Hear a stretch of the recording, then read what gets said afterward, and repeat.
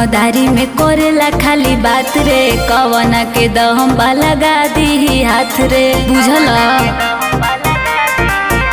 अरे उ तो रंगदारी में कोरेला खाली बात रे, कवना के दहम लगा दी हाथ रे। सुना दाबे के सिखले पटरी गरया के राजवंशी के अखाड़ा पर जवन राइफल चमकावता तोरा इशारा पर राजभर जी से ले जाला तबा भाड़ा पर जवन राइफल चमकावता तोरा इशारा पर राजभर जी से ले जाला तबा भाड़ा पर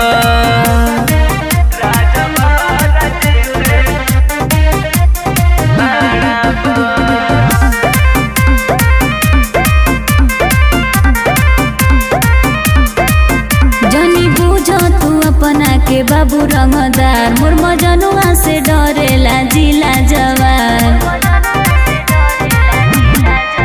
अरे घूमेला राजभर के दिहल उठा से, जहाँ जाला लेके उ तो खेले हथियार से।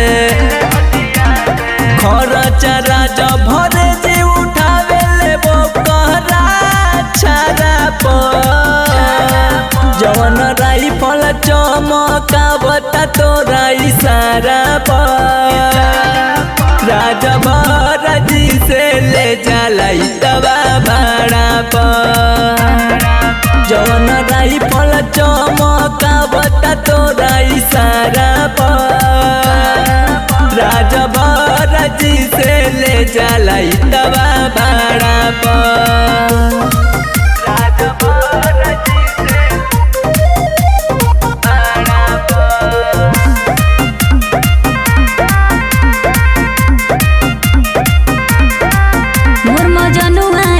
की हटे रंगदार खून को देला जब ओकर बिगड़े मिजाज, बड़ा पावर हो बाबू।